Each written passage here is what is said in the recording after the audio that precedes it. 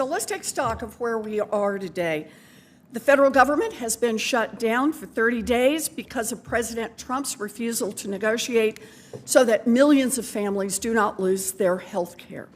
As a candidate for president, Donald Trump promised to lower costs for American families on day one.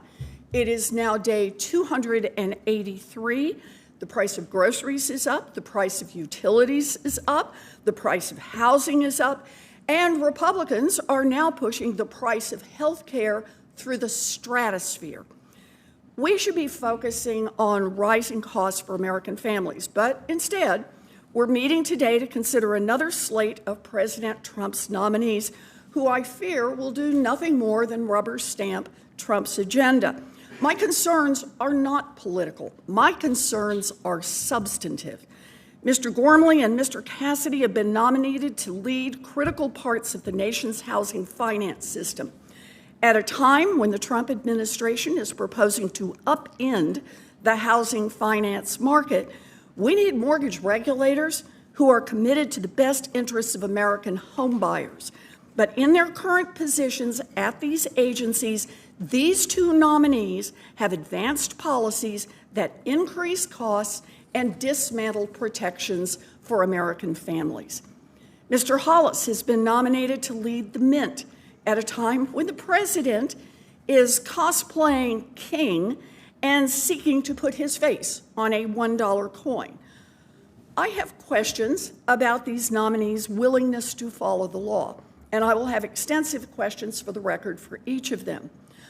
I also have a very serious concern about Mr. Hill. Mr. Hill, who has served as acting chairman of the FDIC since January, has now been nominated to a full term. The job of the FDIC chair is to ensure the safety and soundness of the banking system, and Mr. Hill has done nothing but relax oversight of the giant banks, and we all know where that leads. It puts taxpayers, the economy, and the financial system at risk. I also have questions about Mr. Hill's commitment to improving the FDIC workplace culture. In 2023, public reporting shed light on serious allegations of longstanding sexual harassment, discrimination, and other misconduct at the FDIC spanning decades. An outside review validated many of these problems. When the former FDIC chair, Marty Gruenberg, first appeared in front of this committee last year, I was clear that it was his responsibility to fix this and called on him to implement all of the independent review's recommendations. Now, that is the responsibility of Mr. Hill.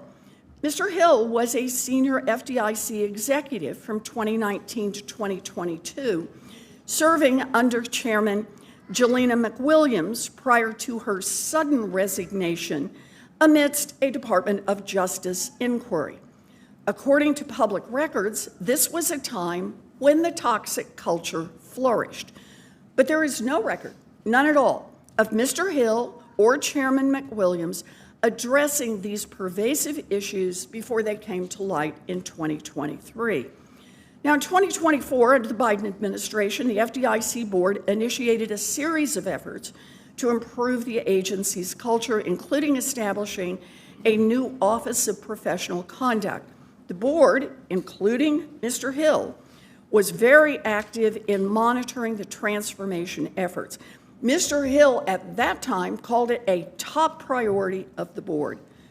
But Mr. Hill has said little on this issue after becoming acting chair of the FDIC, and the FDIC has yet to respond to my requests for information. I expect answers to these important questions before we vote on your nomination. The public deserves to know what progress has been made to improve FDIC's culture and whether your interest in doing so is genuine or only exists as part of an effort to stymie the agency's work when there's a Democrat as president. Now, there was supposed to be a fifth nominee in front of us today, Mr. Bryce McFaren, President Trump's nominee to be XM's first vice president and the vice chair of its board. He withdrew his nomination to be XM's first vice president and the vice chair of its board after I raised concerns about his ties to a UK-sanctioned Russian company. But let me be very clear. Withdrawing the nomination is not enough. Mr. McFaren should resign from his current position at XM. He simply should not be there.